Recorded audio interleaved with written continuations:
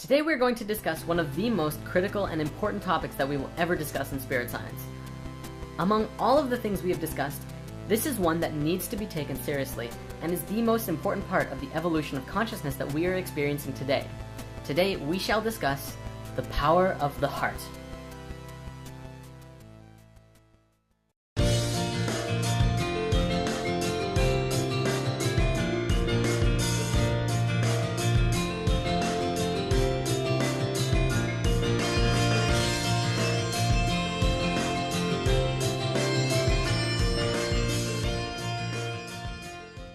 Let's just dive right into this. What does the heart have to do with anything? Well, it's pretty much everything. When you're first incarnating at a microscopic level, the physical body starts out as a cell, or as we call it in the geometry world, a sphere. Then, you begin to multiply inwards to understand how your own spherical geometry works. Once your sphereness understands itself inwards, it can begin to expand outwards. You soon become a four-celled organism in the form of a tetrahedron. Soon after that, you become a star tetrahedron, which is the egg of life form we discussed in lesson 6. From this diagram, it probably looks more like a cube, but if you rotate it, you begin to see the star tetrahedron form. This form is 8 cells, which from a metaphysical perspective is the basis of the 8 base chakras in the octave of your body. After that, you become a mess of cells for a while, but eventually you become a toroidal field. The space at the very core of that field is where your first actual organ appears, which is the heart. Okay, so the heart is the first organ that appears as you're manifesting into physical reality. What else? Well, the brain and the heart are both electromagnetic field generators, but the heart has a field that is so much more powerful than the brain. In fact, the heart is 100 times electrically stronger and up to 5,000 times stronger magnetically than the brain. This is important because those two fields are the fields that make up the reality we exist within: electrical and magnetic, electromagnetic fields. We're going to look at the work now of the Institute of HeartMath, which is an organization with over 19 years of research and study on the psychophysiology of stress, emotions, and the interactions between the heart and the brain. The information they have discovered and compiled is revolutionary. On the technical side, the Institute puts a lot of focus into understanding the spaces between the heartbeat, which is called the heart rate variability, or HRV for short. It used to be assumed in science that the heart at rest beat like a metronome, faithfully beating out a steady rhythm. Moment-to-moment variations of the heartbeat are generally overlooked when your heart rate is being measured by a doctor, who will take your pulse and tell you that your heart is beating at, say, 70 beats per minute.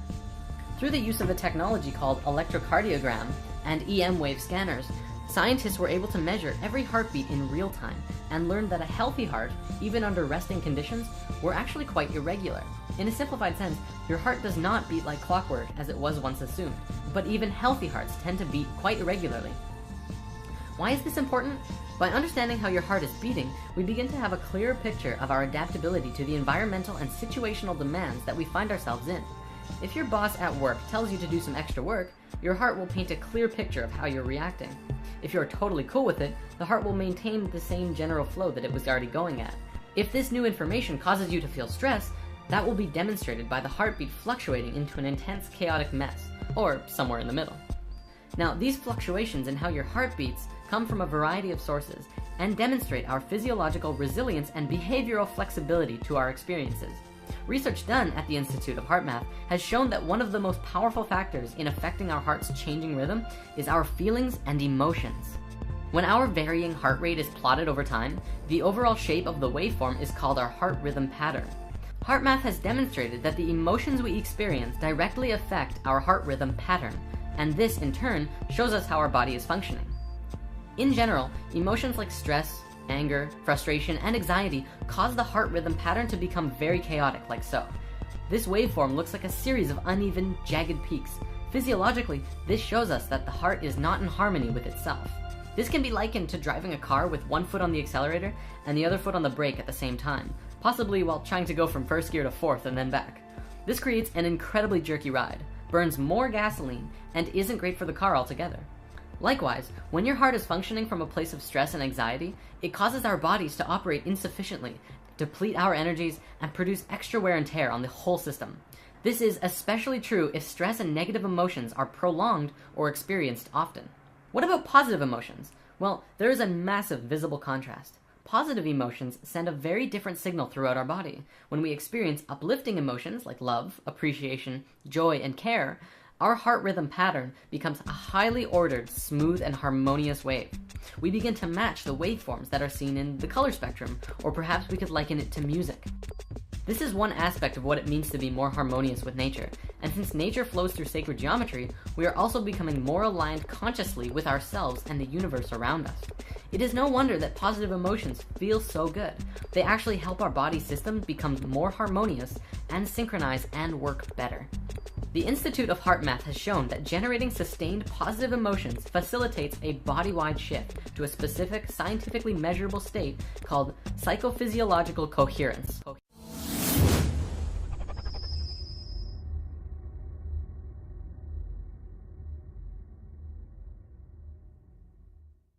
Let's break this down. Psycho comes from psychological, which means mental and emotions, and physiological means body. Coherence is systematic or logical connection or harmony.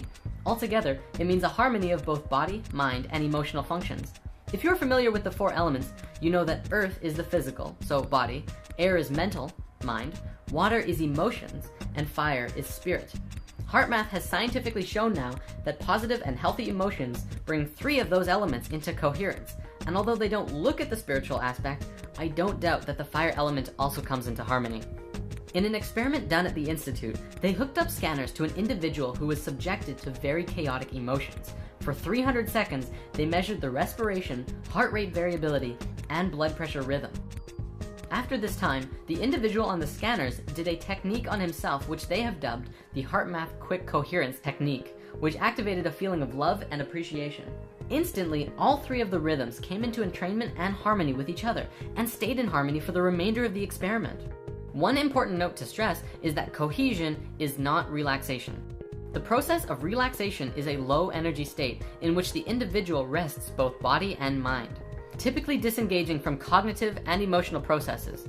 In contrast, coherence is experienced as a calm and balanced, yet energized and responsive state of being that is optimal for mental acuity, focus, problem solving, and decision making, as well as the physical activity and coordination. So coherence is the natural state you want to be in all the time. Unless you're relaxing, that's good too. So how does one get into this state of cohesion? Breathing. Your breath is intimately connected to your heart rate and your heart in general. And if you ever find yourself in a very chaotic mental state, take a few seconds to step back of what's causing the chaos and focus on your breath. Take long and deep breaths.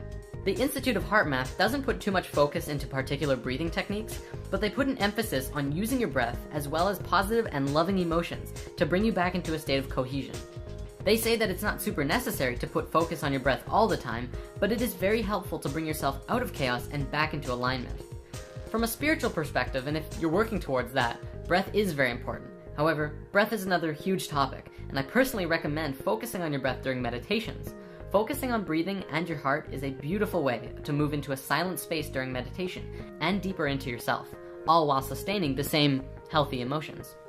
Now, throughout ancient history, across many, many religions and belief systems, the heart was always considered a center of the being, the source of spiritual wisdom and insight, thought, emotion, and connection to the divine. The ancient Egyptians believed that all thought and life was done from the heart, which is why they threw away the brain after the pharaoh died, but they left the heart in the body. They felt that the being would need it in the next life, so they left it there, but the brain was useless. Western scientific thought places the heart as just a pump. However, in the last several decades, science has begun to go full circle in realizing and understanding what these ancient civilizations knew and taught. In the field of neurocardiology, scientists have discovered that the heart possesses its own intrinsic nervous system, a network of brain cells with over 40,000 neurons. This gives the heart the ability to independently sense and process information, and make decisions, even demonstrate a type of learning and memory. In a simplified sense, you can think with your heart. The heart is truly an intelligent system. The heart also has found to be a hormone gland, manufacturing and secreting numerous hormones and neurotransmitters that profoundly affect the brain and body function. Among these hormones is one called oxytocin, well known as the love or bonding hormone, bringing things together. Science is also beginning to understand that the electromagnetic field around the heart has a powerful effect on not just the human body, but others around you as well. Research has also shown that the heart is the key component of the emotional system. Science now understands that the heart not only responds to emotions, but the signals it sends out dramatically affects the quality of the emotional experience from moment to moment, and also that our heart plays a key role in accessing our intuition. In school, we've been taught that the heart is constantly responding to orders sent from the brain. But what's less commonly talked about is that the brain receives even more orders from the heart. We've been doing it backwards. Moreover, these signals have a significant effect on brain function, influencing emotional processes as well as higher cognitive faculties such as attention, perception, memory, and problem solving. Guide yourself from your heart, not from your brain. When you allow your negative emotions to get to you, you disconnect from your ability to think clearly, remember things, learn lessons, reason, and make effective decisions, which explains why often we act impulsively and unwisely under stress. The heart's signal has a profound effect on the brain during positive and negative emotions. Live in your heart, for the heart is the center of unity consciousness, where the brain is the center of duality consciousness. You can see that right in how they're made. The brain has the two hemispheres. The heart is a place of unity.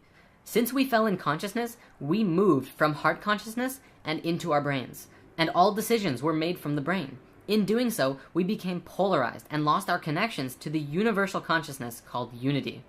This shift in consciousness we are experiencing now is a movement from the brain and back into the heart, where we will once again know and understand the universe and unconditional love for everyone and all things, regardless of who they are or what damage they've done to themselves or others.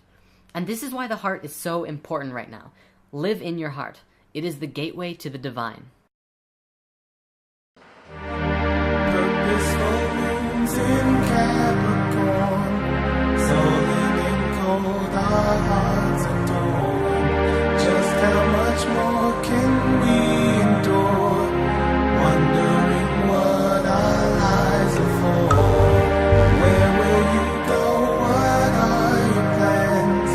When facing hardships, will you stand? Civilization, social orders, boundaries, limitation borders, practical and far more mature. Patience is oftentimes more, and sometimes hierarchy blind you from what you came to see. Discipline and responsibilities and doses of harsh reality.